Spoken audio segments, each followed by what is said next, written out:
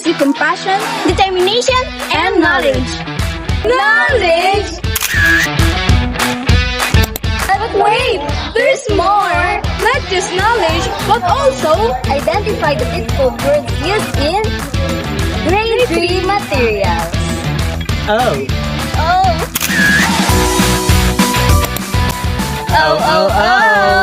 We also explain why it is difficult. And suggest simpler alternatives.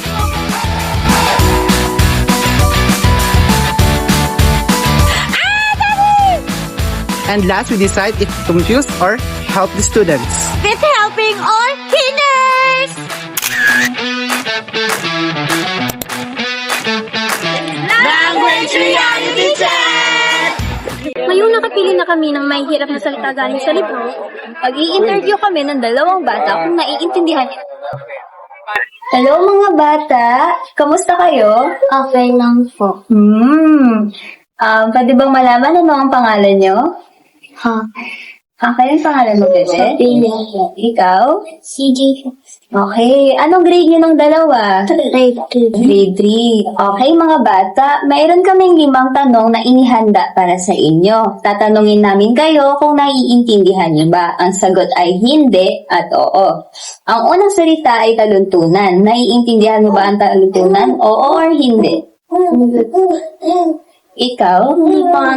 Okay. Paano kung sabihin ko na ang taluntunan ay index? Alam niyo ba yung index? Hindi.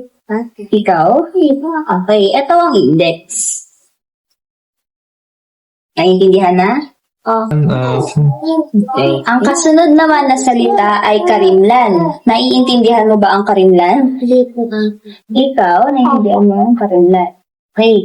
At dahil hindi mo naiintindihan ang karimlan, paano kung sabihin kong darkness or sadness? Alam mo na?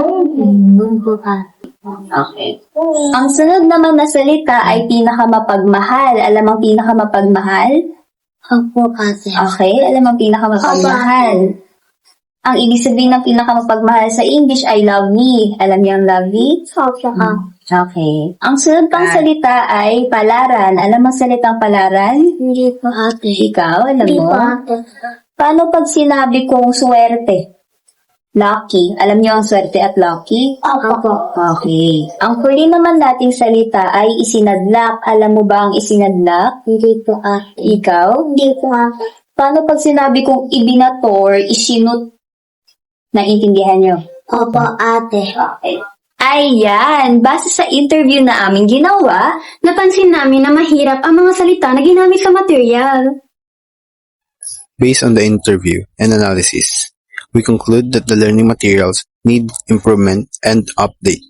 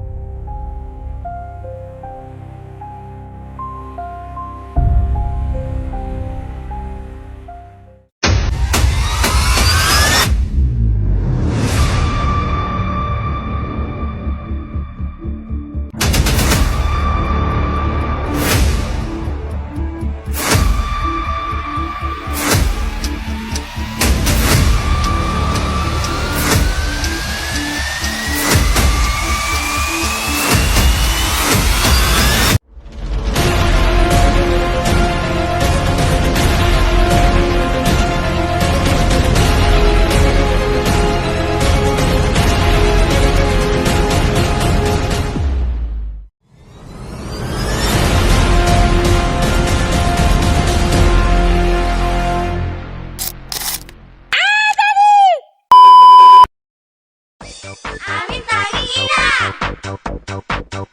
Mahal namin siya! Aming tanging ina! Mahal namin siya!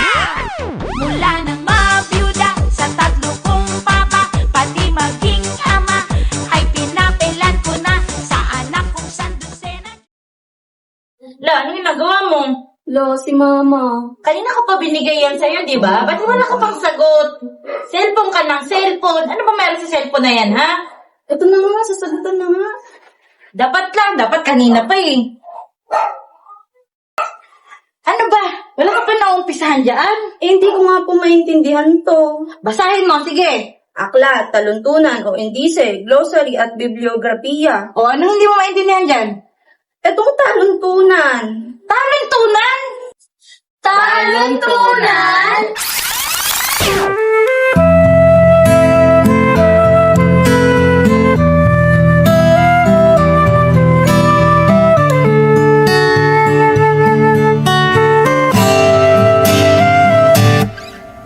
Tungalay kong arana para sa dalagang walang kasing ganda. Amoy roses ang alimoyak.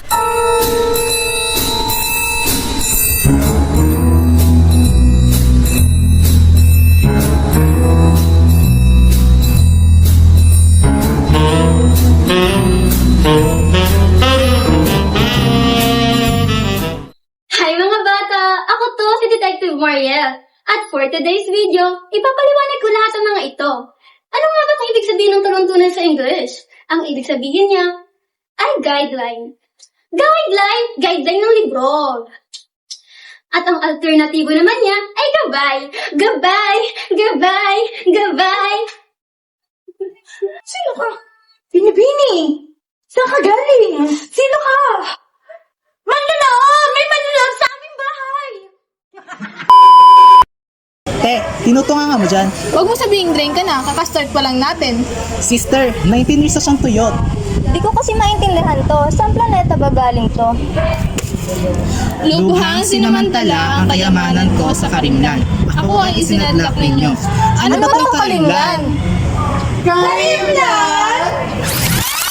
Nang araw sa school, ako'y nasa eskwelahan. Uniforme ay cool, baka may maeksenahan. Syempre, merong bagong cheese ngayon nag-enroll. Kaso yung iba mukha pang shake, rattle and roll. Oh, pero iisa ang agaw pansin. Isang babaeng kumakain mag-isa sa kantin. Tapos lalo pa akong natuwa at lalong sumaya nung nalaman ko ang crush ko, classmate ko pala.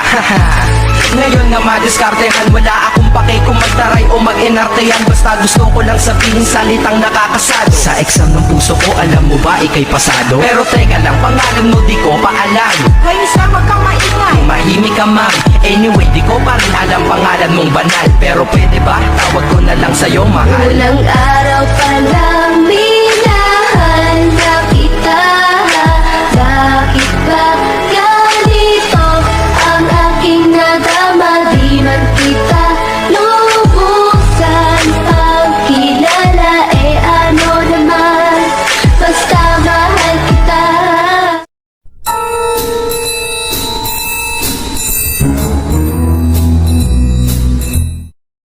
Hi!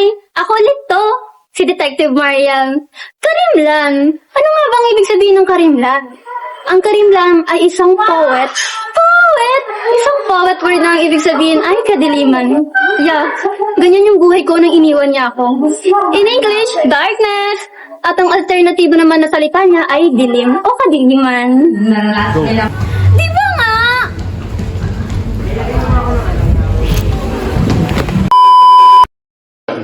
Good day, class! Ang ating word of the day ay...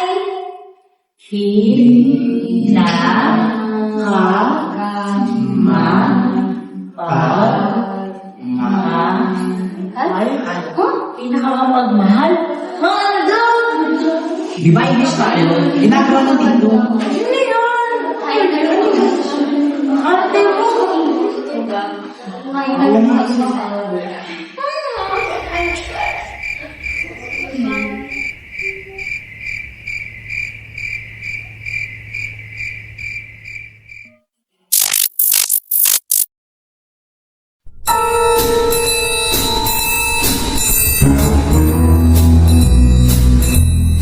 Pinakamapagmahal.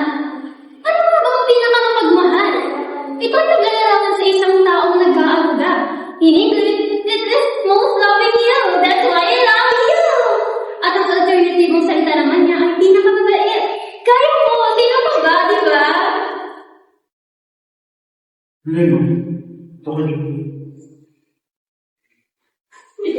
Lo, sino yan eh? Lo, sino yan? Yung sa akin?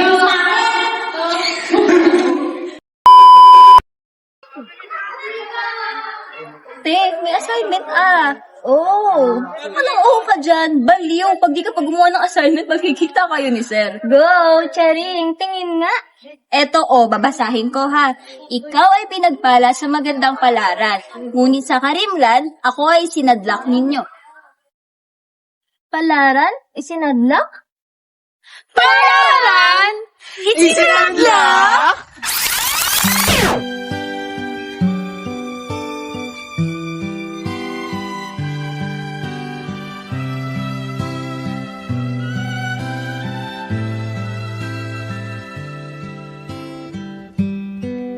And Aubrey was her name, a not so very ordinary girl or name, but who's to blame for a love that wouldn't bloom, for the hearts that never played in tune?